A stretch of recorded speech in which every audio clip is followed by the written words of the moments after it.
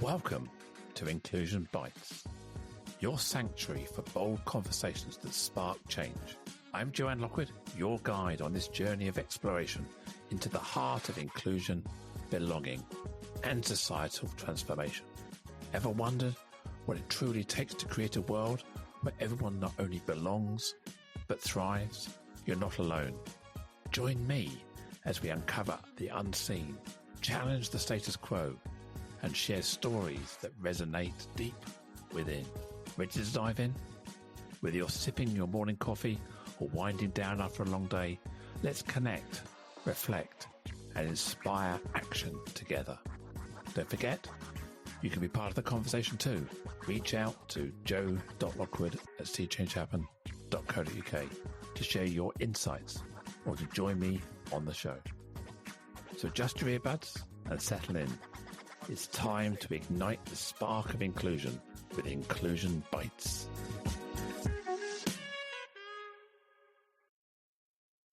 Today is episode 109 with the title Beyond Binaries. And I have the absolute honour and privilege to welcome Cynthia Fortlage. Cynthia is an award-winning gender diversity speaker, consultant, and writer. And when I asked Cynthia to describe her superpower, she said she's one leader with two genders of experience. Hello, Cynthia. Welcome to the show.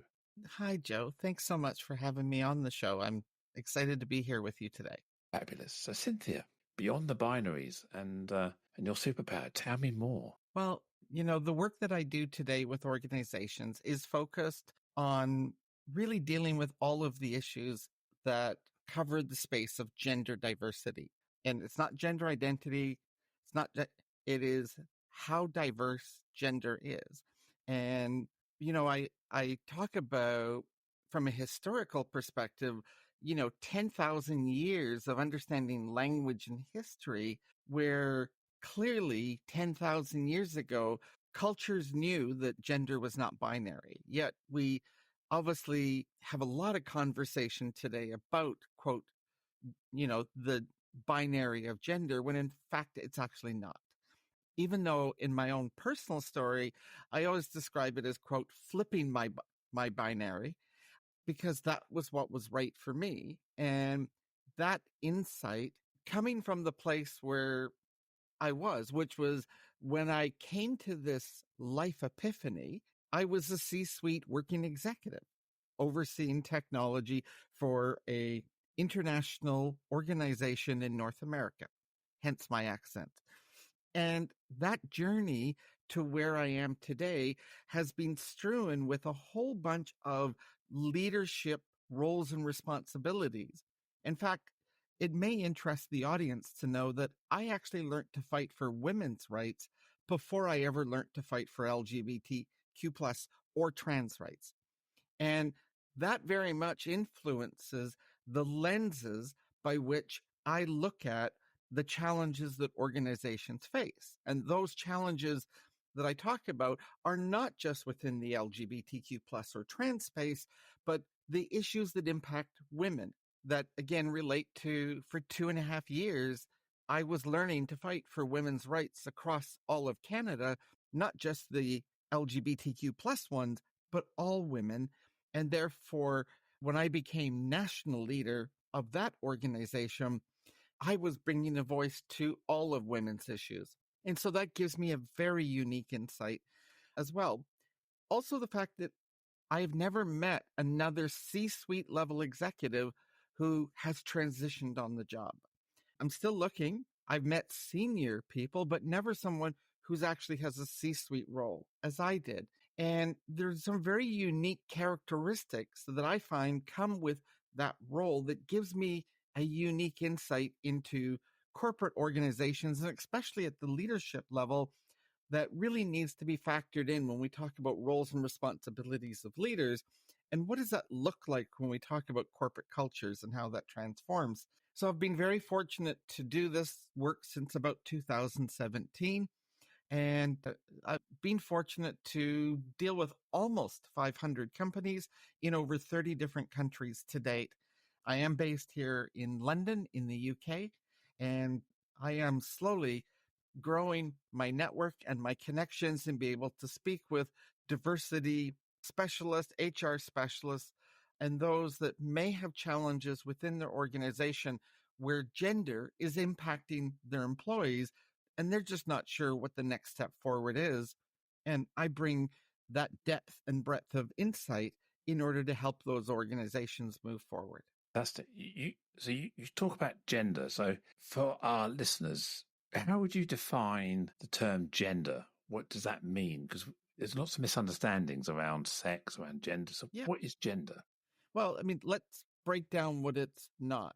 It's not what today people use the term sex to talk about, quote, biological sex, which the inference is genitalia. And the whole idea is it's not that. That is one aspect. I describe sex as an act between, two consenting adults. So we have that aspect. So gender is the innate sense of who we are, but also how society perceives us and puts upon us the roles and expectations of that perceived gender. So in my case, I normally get treated as a woman in society, which is how exactly I see myself. And therefore, I see that as in alignment. But that also means that the oppression that women in the corporate space and in everyday life, encounter is the same experience that I have.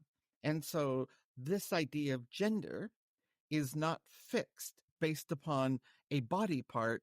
It is centered on ourselves, of how we see ourselves, but also how others are seeing us from a societal level. And of course, corporate cultures are a microcosm of societal cultures. And I don't believe I can, quote, change an entire society. So I work with organizations to try and change and help them change one at a time. You talked about this concept of gender being innate. It's not our sex as such. It's how we see ourselves, how the world sees us, how we align. Mm-hmm. There's also another phrase I've heard, social construct, and that's applied to gender. So how would we marry a gender and social construct together? What does that mean? Great question.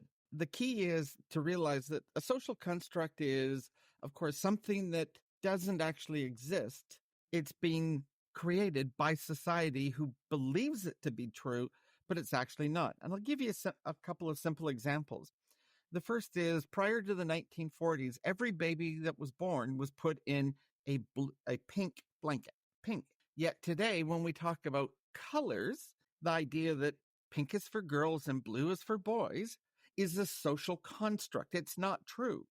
Somebody made it up and somewhere it stuck, probably through the introduction in terms of in the hospitals. But, that's just one example. Another is that, when we refer to children and we refer to boys and girls, well, if you go back into 1800s and before, the fact is within, households having slaves, the word boy was used to refer to a male slave, not to a male child. In fact, all children had a form of girl, is what they were called. So society has advanced language. We have changed the use of that language. We've repurposed the word boy to describe a male child in this case. And along the way, we have somehow come to believe that these have always been, when in fact, many of these things have only existed within the last few hundred years, probably within 600 or less years.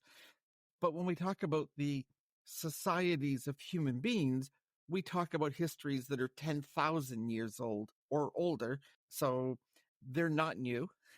And it just shows that language is ever changing.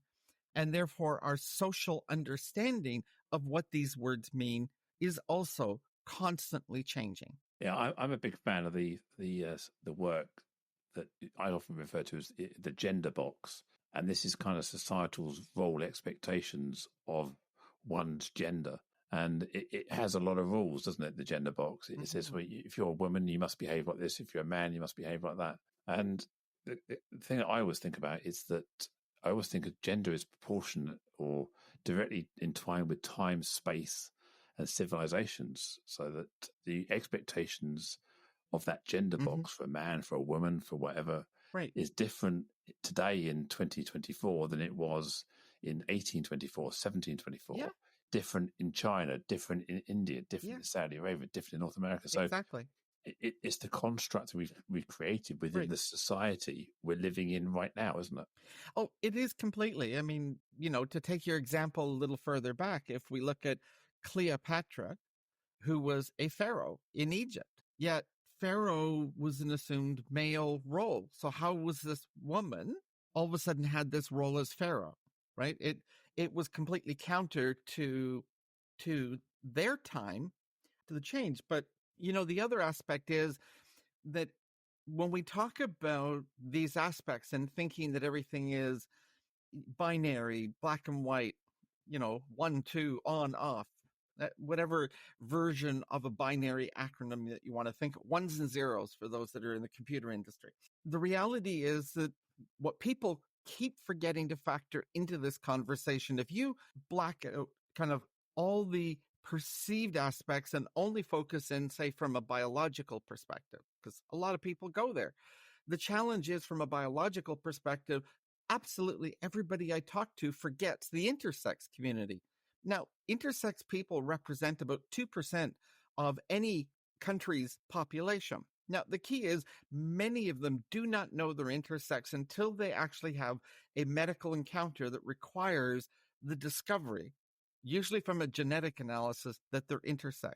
Now, that means that out of the about 7 physical characteristics that are biological in our body, within the intersex community, they are completely varied. And you know what? It makes complete sense, because when we look at all aspects of a human being, tell me what aspects are binary. Because when we talk about whether it be skin color or hair color, eye color, we talk about our height, our size, but we're not this homogenous binary group.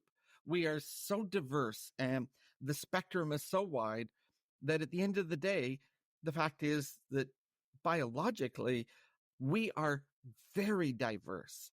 And from a human being perspective, that is represented within the intersex community, that shows that all of these aspects assumed to be binary, in fact, are not. And from there, we add on the layers of people's innate sense of identity, as well as components of sexuality, the privilege that comes with that.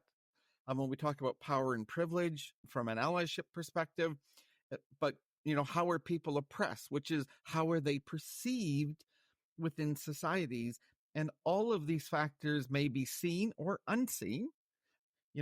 We are faced with helping folks wake up to the fact that this is so much of a spectrum when it was originally perceived as simply a binary, yet that's only in the last few hundred years, not in the totality of the existence of human beings. And the reality is that it's not that more people are becoming known as that. And everybody uses the study, of left-handedness, where at one point it was illegal, and then it was considered, well, if you write or use or dominant with your left hand, then you are, working with the devil, and that's the devil's hand. And when we got rid of all of those societal bias of perceiving those things as untrue, and they were just a way to classify and box a particular part of the population, there was an increase, quote, in the people that identified as left-handed when it was perfectly legal to do so, and they weren't necessarily shamed as such. And when they did that, the numbers plateaued out, and they plateaued out around the 10% mark. And so we know that within probably a number of these aspects, there's probably, quote, the population about 10% fit in. So when we talk about, for instance, the LGBTQ plus community as a whole, based upon the 2022 census in the UK, that represented about 9.2% of the population. So it's kind of there, so to say that the entire population of gender diverse people is strictly the 0.5% that was quoted is probably an understatement, but it's probably an understatement that some people just didn't feel safe enough in order to make that declaration. And I certainly remember my own personal journey that was not a simple journey to get to that point before I could ever literally utter those words. It didn't happen till I was 50, and I did not see myself represented. When I looked in a mirror, I did not see myself reflected till I was 52 years old. Just picking up on something another phrase you said earlier is gender equity. I mean, I look back, obviously I'm not this old, but I look back through history, and we see that men, women, male, female, in terms of sex, in terms of gender, have had very kind of fixed rule sets imposed on them. And there's almost been a concept that men are superior and women are less or are inferior. And that's been kind of reinforced in the gender roles that have evolved to where we are now, but maybe even more apparent with the Disneyfication of gender, the Snow White and the Seven Dwarfs view of the world. But we wind that back to Victorian times in the UK and beyond.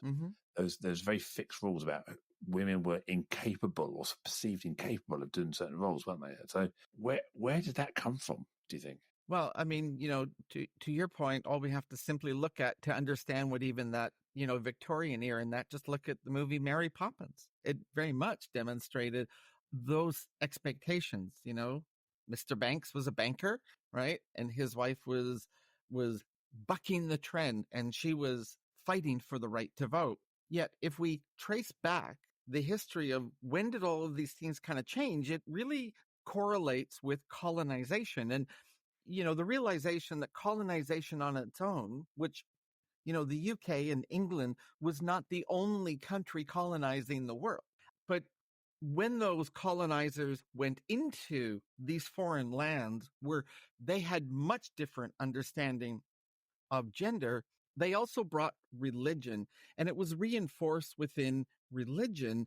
And so when we talk about colonizers, we really can't separate it from the conversation of a religious understanding or limitation.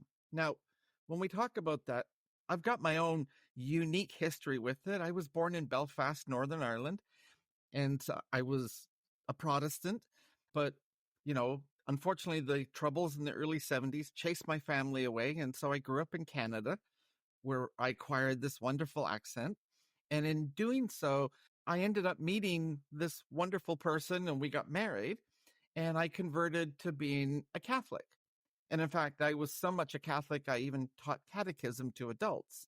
Now, that showed me, the huge amount of similarities that were brought between, even though there was really just, kind of a couple of the aspects of how each group practices the religion that separates them, but they were generally very similar.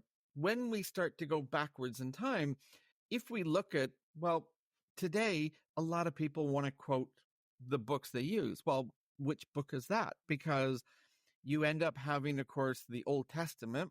Well, the Old Testament is the Jewish Torah. And, then we have the New Testament that was put together.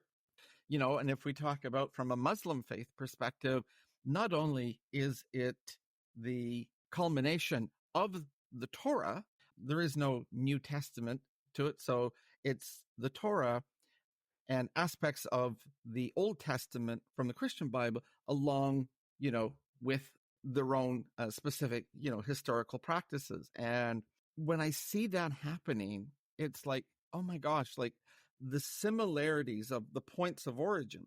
And these books are not a single book. They are a culmination of many different writers from many different lands creating the stories, recalling the stories, not in the moment in time. Some of it was hundreds of years later. And the fact is that we know that through the Dead Sea Scrolls and so forth, that through a number of finds, there have been multiple, quote, of these chapters, books that have been found historically that through the process of, quote, creating the books that are used, They just opted not to use certain parts. And to me, it was intriguing, certainly from a Christian perspective, given that was my background, that many of the books that were created by women were not included. None of them were included, in the final product that we see in use today. Not the least, which was there was a rewrite for the evangelical community in the 1940s. There's a whole, documentary that's out there that talks about this. And it was a reinterpretation and the introduction, of basically, same-sex relations are a big no-no when that's not actually in the original text. So we have seen this manipulation of what we believe to be the truth that has happened through time. And, people are just doing it to, quote, create the advantage. So that's why within, say, the Catholic Church, we still don't see, female priests and being able, you can have lay women, practicing and, helping with service, but they cannot be ordained. Yet we have seen other religions such as Church of England and others who now are much more open and they're much more inclusive of realizing that carrying the word, carrying this interpretation is not restricted to a particular identity. It is actually multifaceted. And perhaps in the future, that we will see rewrites and reinterpretations that will bring in a much more blended understanding, even though that's not where we're at today. And again, this is not history that's a day in the making or a year in the making. This has been hundreds of years in the making. And that's why we assume it to be, as it is, binary, when in fact, none of it actually is. Yeah, I think you probably trace it back even further. You think about the Roman Empire. It was the men were generally off to work, i.e. fighting, swords, shields, defending or attacking. Right. Women, childbearing, nurturing, caring, and those gender roles are starting to establish, before the birth of Christ, the mythical sort of like 0 AD sort of time. And it's, yeah, absolutely. Sorry, keep going.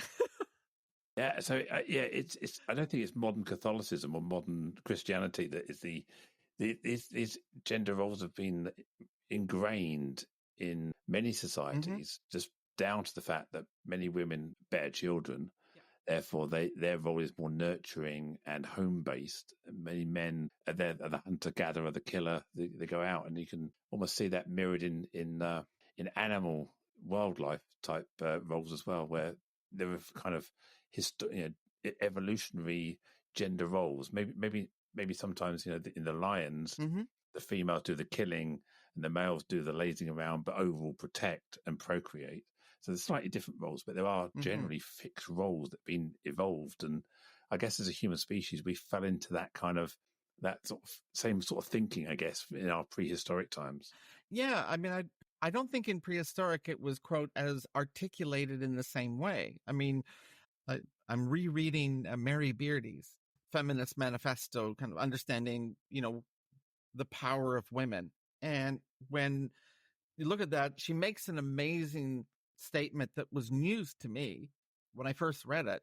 When we go back to about 4000 BCE, in the Greek world, there was a Greek philosopher who wrote the original, if you will, role of women document. So that puts it at about 6,000 years ago. And literally everything you just talked about is what was embodied in that document. And it's from there. So if we want to trace it back, at least from a written, evidentiary-based process, it probably started 6,000 years ago because the Roman Empire came after the Greek legend. So Rome was basing itself on all of this previously articulated role and responsibilities, of the genders within that perspective. And yet it wasn't true. It was just, in that case, that philosopher's, his opinion of what it should be, but it's being taken as, well, that must be what it's like. And therefore that's how we see society today. And then around the time of Darwin, where science was becoming kind of evolved, scientists, often male scientists, try to look for evidence to prove history, if you like. And I think there were studies where people, men and women, were having their skulls measured and their brains weighed after death to prove that the male cranium was larger, therefore the male brain was larger, therefore it must be more superior to the female brain, because the female heads are smaller, the skulls are smaller, and the brains weigh less. So therefore, there's the proof that male brains are superior because they're bigger. Well, if that's true, then if we go all the way back to some of the prehistoric peoples and so forth, they had larger skulls and larger brains, but that did not make them necessarily smarter and so forth. And again, it's just this advancement. And, one of the aspects that we have to be careful of is that when you start reading reports and research, you really have to kind of question, well, what was the question they were trying to answer? Because it's really convenient to ask the question and get far enough back to get enough data that proves your point. Well, then you don't need to go actually check all the other data.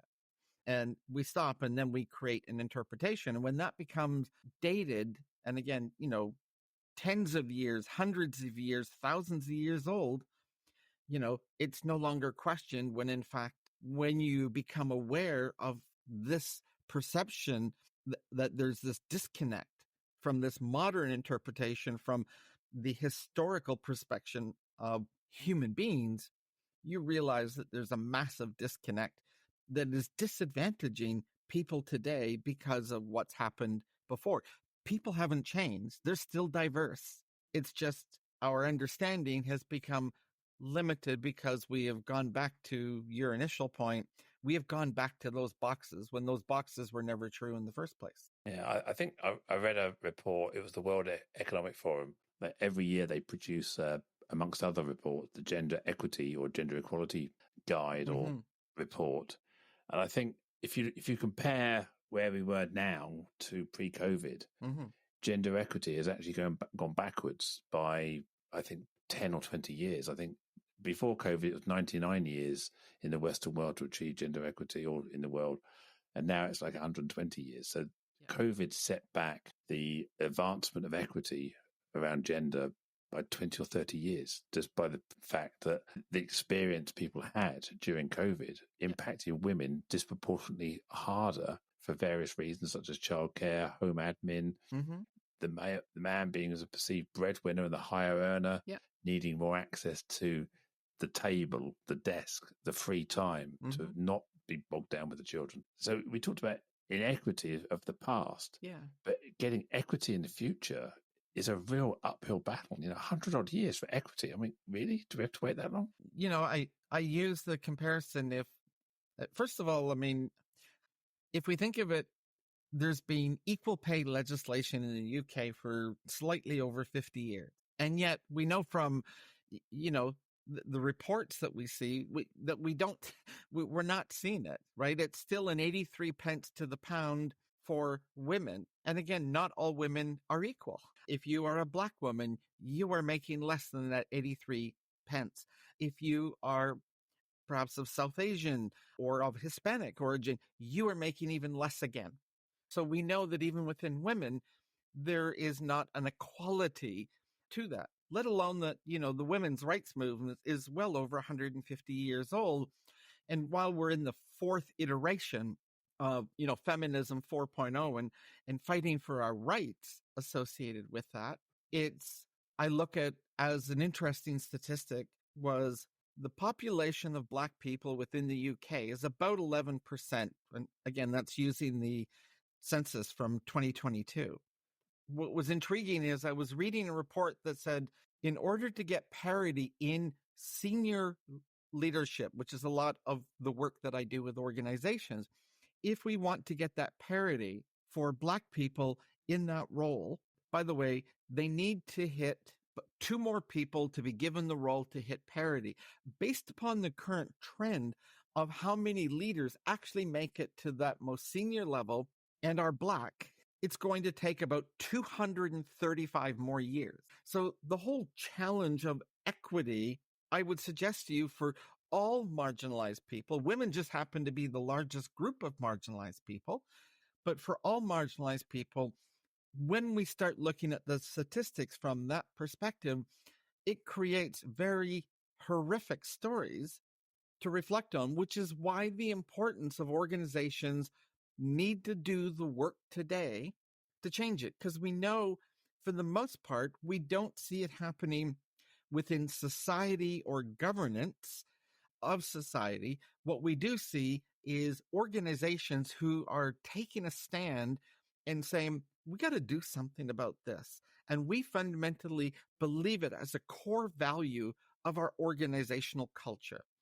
And they start to do something in order to move the needle forward. And in doing so, when enough organizations actually do that, they also will move the society needle forward in the same regard. So society is always trailing to the most leading organizations. But at the end of the day, nobody's doing it perfect, and it's always a work in progress. So you talked about the society there and the workplace. You can't escape society and the patterns in society. But if you look at just, I suppose, aspirations, the aspirations young women have in their teens, they don't aspire often. I don't want to say a stereotype, but often they don't aspire to become scientists, leaders, whatever. They aspire to be mums. They aspire to be doing low level, low paid, unskilled work in many cases, which is why we often see many women in those roles. And again, impacted by COVID. So how do we change? You talked about moving the needle. How do we move the needle in creating a society where young women and girls aspire to their potential? Well, a couple of things. First is, I would challenge a bit of the language that you used in making the referral, but I'll put it in context. When we think of that conversation, the challenge is not that low level work is being done. It's that on the basis of feminism 4.0, it has, in advancing the feminist movement, which includes all genders, by the way, which is why men are welcome in there to help move that needle. The key is to realize that feminism 4.0, the quote unquote new elements, are inclusion, which would include women like me and many others in that definition.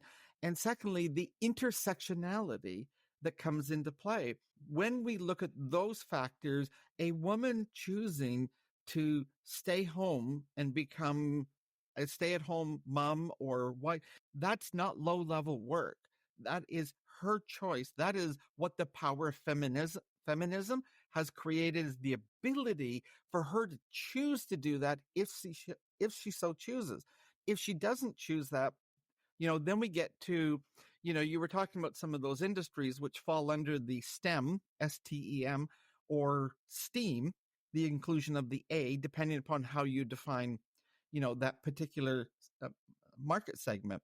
And when we look into the STEM space these days, the reality is that there are many careers in there that are not geared for the roles and responsibilities that are put upon all women, and especially those young women who might be moms or, starting out perhaps a married life. And in doing so, it is society that is creating the devaluation. The jobs themselves are not of low value. It's that there hasn't been. And that's the importance from a societal perspective when we talk about creating societal expectations of a living wage. That is to remove that bias associated with that work. And it's getting to places like a living wage allows everyone to be able to hold their head high and not be doing, quote, menial work. It's not menial. It has value, and a value has been assigned as the ability to live within society. And in doing so, whether that is stay at home, whether that is go to work and make, some more money, whatever that is, that's really, some of the big challenges from a gendered perspective that we face. And we have to get rid of these biases through education and awareness and, realizing that there are some women doing work that they don't want to be doing because they don't have another choice, because of something like not having a living wage forces them to have to make other very difficult decisions in their life. And it in no way demeans them as a human being, nor the work they're actually doing, regardless of the perception. It is our own bias that's creating that perception. It's not an actual fact. It sounds easy. It sounds easy. Everything sounds easy. Doing it's the hard part. And so what are the barriers? Why aren't we making a significant dent? We've been at fourth wave feminism has been around 10 or 12, 15 years, I guess, since first started talking about it. Even third wave feminism, we haven't really, as you said, moved the needle. What the big barriers? What's stopping organizations and men and empowering women and driving this forward? What's the barriers? Well, the barriers are bias and these perceptions that we were talking about that believes the world's supposed to look or work one way. And that's why, in a lot of groups that I'm involved with, and, certainly working with a lot of women's ERGs, BRGs, employee networks, the conversation about how to bring in male allies in support of that, not to diminish the male role. I mean, at the end of the day, every organization should have a cultural understanding of trying to create an inclusive workspace where every employee belongs. That includes their men, their women, and, every other person that may not fit within those definitions. And so the reality is that what we have to do is get together to start overcoming all of these biases and perceptions that hold us back. And the realization that, that we have to start shifting it. And again, I would suggest to you that at a social level of society at large, that's hard to do, really hard to do. The government's part, whatever the government is, it's not a question of politics. It's a question of, are the policies in place that are creating the supports necessary to actually move the needle on these things? And in doing so, organizations are much more at the forefront of having the flexibility and the ability to actually define it. So, we have seen many things change across, many nations by looking at leading organizations that have influenced government by being early adopters of change. And by doing so, they kind of shine a light on how to do it by figuring it out. No one's doing it perfectly. So that just means even the early adopters are still learning and adapting on how to move it forward. But if you don't have an intent to do it, the conversation never starts. And you go, oh, this is too difficult. Well, why are we going to talk about it if it's so difficult? Because, well, that's like looking at, Mount Everest and going, well, that's kind of tall. I don't want to climb it. Well, until you actually try and get to base camp, which is already, putting you, I think, a few thousand feet up, you haven't even begun the journey. I always use the quote in a lot of my work that one of my favorite quotes is, a journey of 1,000 miles begins with the first step. But if we don't take the first step, the journey never begins. And the problem is we take the proverbial one step forward and half a step back. Because, oh, hang on, everybody was upset about that one step. Yeah, we have 999 more steps to go, but we're fighting over the first step. And that prevents us. Organizations, because they're microcosms, can create that change much easier. And in doing so, we get enough organizations doing that can create the influence to take the next step. And it is a journey of steps. It's a journey certainly well beyond the years that I have left on this planet.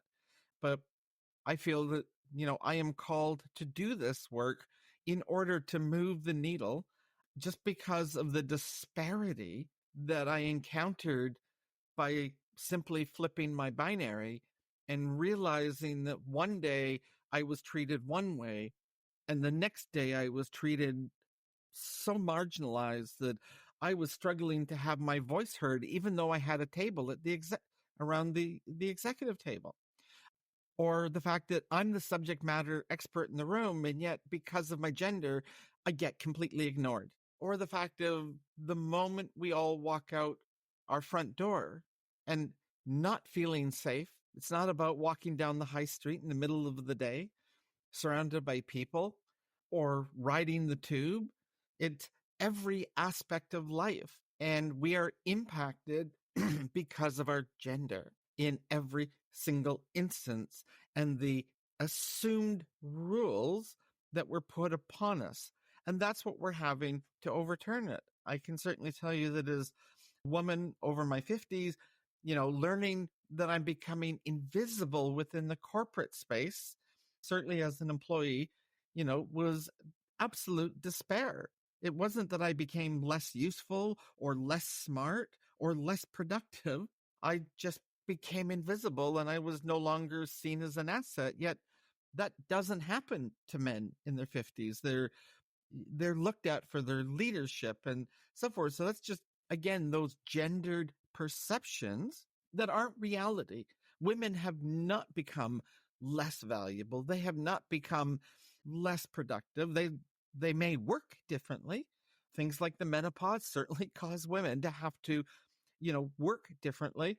If a younger woman, probably in her 20s, 30s, she may end up having, childcare responsibilities and social. And don't forget that in between there, you have the sandwich generation who are not only looking after potentially children, they're looking after aging parents at the same time. Where's the adaptation to ensure that we're getting full value, especially when we talk about leveling up and wanting to get all of these people working? Well, guess what? You can't have a homogenous single way that, quote, everybody works. Everybody is different. Everybody has different requirements. And that's really where the equity question comes in. It's how are we equitably addressing all of these diverse and unique needs? It doesn't mean you need 3 million different ways to do it, but you can't have one. And, we see that challenge today, definitely in the corporate space, where there's all this, quote, demand to return to the office kind of working because of, many reasons. Some have validity, some don't. But the ultimate reality, like many business decisions, is it's driven by money. Many of these corporations have signed long-term, lease rental contracts with properties. The property market is a huge valuation that underpins the entire, business community. And to go to where we were during COVID and realize that, oh my God, we could actually have these completely distributed workplaces and we don't actually need this physical space, had such a huge economic impact that, the quote cost of living crisis and so forth we see today is nothing compared to what would happen if the corporate financial markets began to fail. And that's really the level we're talking about. And it's how do we keep moving away? How do we keep doing? Well, let's not force everybody back to the office. Let's allow choice. Some people want to, some don't. Maybe it's a 1 day a week or a 2 day a week and you work it out. It's not always a Wednesday. Maybe this person can do it on the Monday and the Thursday. Like, why do they have to be there? You know what I mean? Like, you start to have all of these different aspects. And again, I'm not being overly prescriptive because every organization is different. Their employees are different.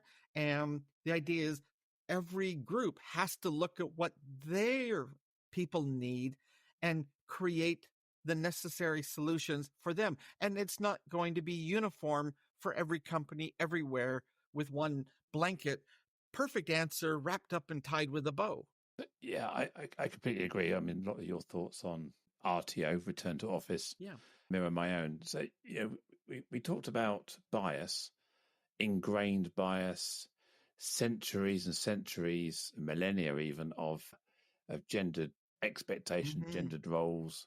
So our leaders of today and leaders of tomorrow have to have a cognizance of this bias, of this inequity, baseless and foundless inequity that exists between genders. So what else, if you were talking to an organization around first steps, what can the inclusive leader of today, who's focusing their initiatives on, we're talking about genders today. I mean, obviously there's other characteristics, but focus on gender. What sort of steps should they be putting in place, or should the organization be thinking about today? Well, the first place to start with is, do they have the data, right? If you're going to make organizational level change, it helps you focus your efforts if you have the data. Many organizations are not collecting the data. Many organizations have incomplete data. And those that are trying to collect data are still getting very high rates of did not disclose, i.e., employees have not decided to disclose it. And typically, that comes down to the psychological safety they feel within the organization in order to actually make those disclosures. And so, if it's not truly a safe workplace from their perspective, then you're not going to get that information disclosed. And therefore, how can you actually measure whether or not you advance this? It's akin to, I'm sure your listeners are aware of in the news. It was on the BBC News last night, I think it was. And they were talking about the NHS wait lists and how all the people that have been referred to specialists are no longer counted on those wait lists, yet they're still actually waiting for cancer care, for heart treatment, for some very serious health conditions. And so it hasn't actually gotten better because now we're muddling with the numbers. And so let's just capture the numbers.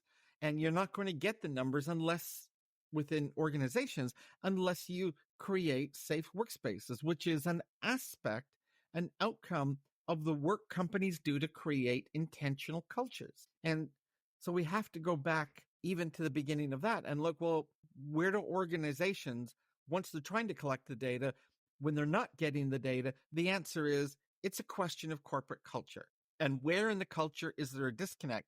It could be they say everything right in the whole bit. If they're like many organizations, and all you have to do is read a lot of the labor tribunal reports that come out. One's definitely related to gender. I typically read quite a few of them. And in doing so, what we see is there's a very common practice of, oh, well, an organization did a great job defining their culture and they had training on their culture and they launched their culture project and the whole bit. And that was it. It was like, well, this is the project for this month, this quarter, this year. They did it and it's one and done. Well, a culture is lived every single day. I always say a culture is defined from the top down, but it is lived in experience from the bottom up in an organization. And so the work to create an intentional culture cannot be a one and done. It exists as long as the lifespan of that company. So when they begin a project, if that company is going to be around for 50 more years, they have 50 more years of work in order to keep creating that intentional culture and ensuring that every person that experiences that organization or enters that organization or leaves that organization can talk about that cultural experience that they wanted. That's what creates psychological safety. And obviously there's many, sub aspects. I am not a specialist in psychological safety, but I have done some work specifically related to the transgender community within workspaces and how to create psychological safety while preserving psychological safety for everything else. And the fact is, this is very complex. It's not simple. There's about 14 different layers to it.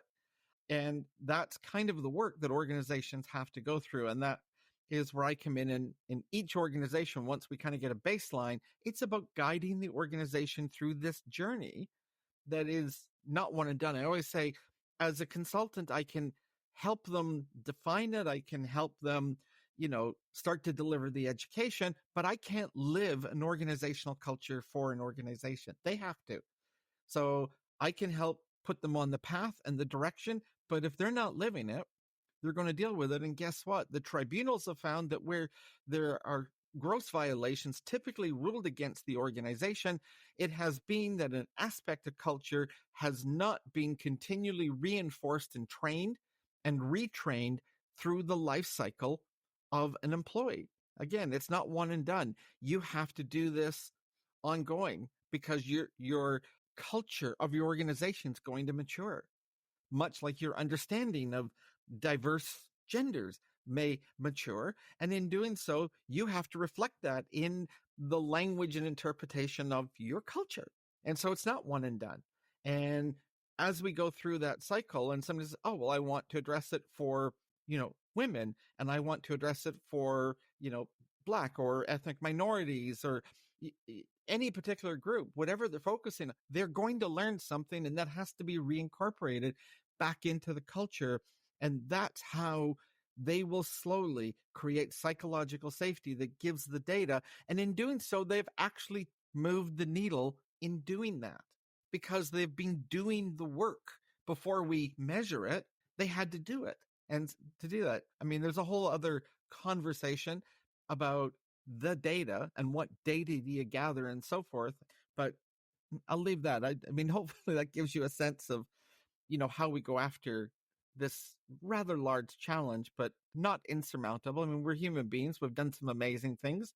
I don't see this as anything less than that. Are men Thanks. willing and able and ready to step up and do what it takes? Is that part of the challenge?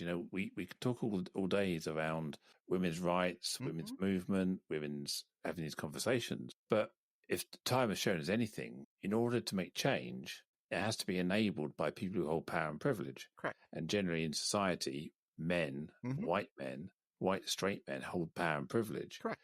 And as a woman, you have to knock on the door gently and be invited in. If you try and knock on the door heavily or kick it in, you get repelled as someone who's crazy or someone who is subversive. So we need fundamental societal change where people who hold privilege see it as their responsibility. So sexism is a male problem, racism is a white problem. Homophobia is a straight problem. So we've got to try and shift where we see the challenge, and women talking around oppression isn't moving the needle because men need to start recognizing that conversation and have men involved. That's the challenge we face. Exactly. Until we start to realize our privileges as human beings, what I call making the unconscious conscious. Until we start to recognize that element, you can't change it. Because see, the process is you first of all have to make the unconscious conscious. Then you have to accept the conscious thought, good or bad. And then you can decide to change it or not. And then you actually have to do something. And so even that's not a 1-2 step. That is 3 or 4 steps in order to actually get moving to deal with it.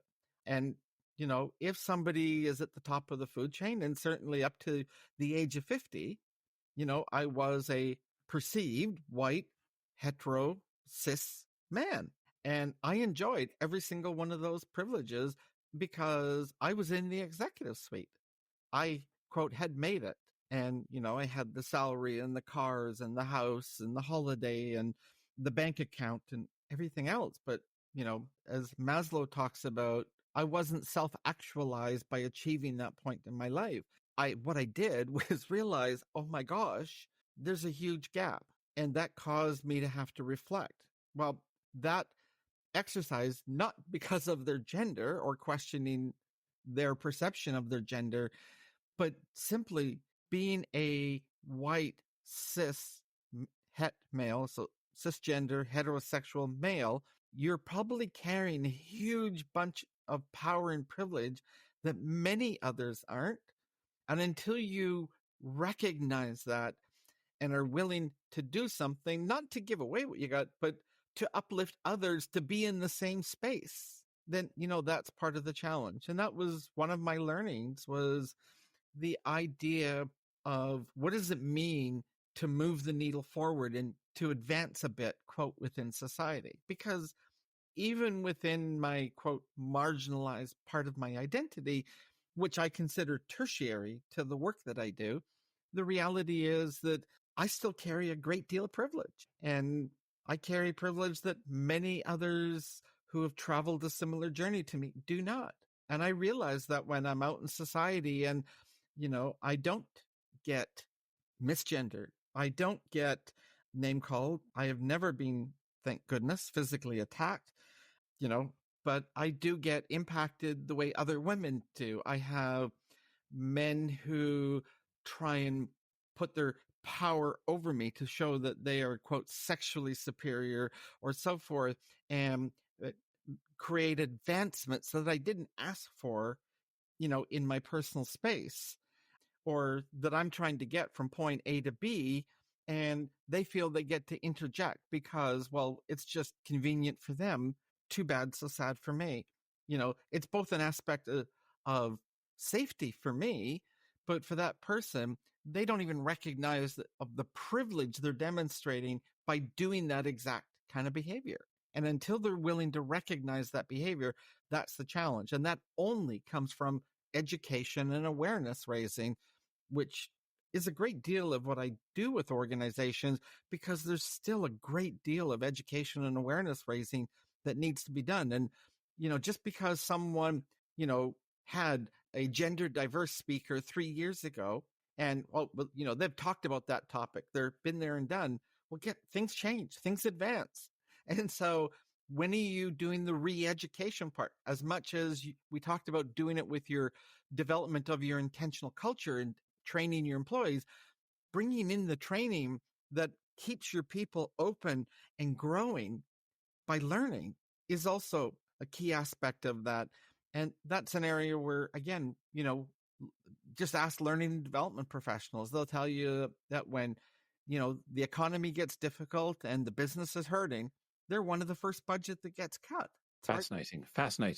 Yeah. Cynthia, that's absolutely amazing. I can't believe we've been chatting for a little over an hour now, and it's been absolutely fascinating. Thank you. You're welcome. And I'm sure our listeners have got so much from this. So how can they get in touch with you to find out more about the work you do and to maybe reach out and say hi? Absolutely. Well, connect with me on LinkedIn. Please mention that you heard me on this show with you, Joe.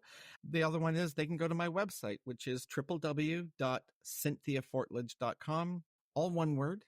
The name's in the description. So yeah, just go to www.cynthiafortlage.com.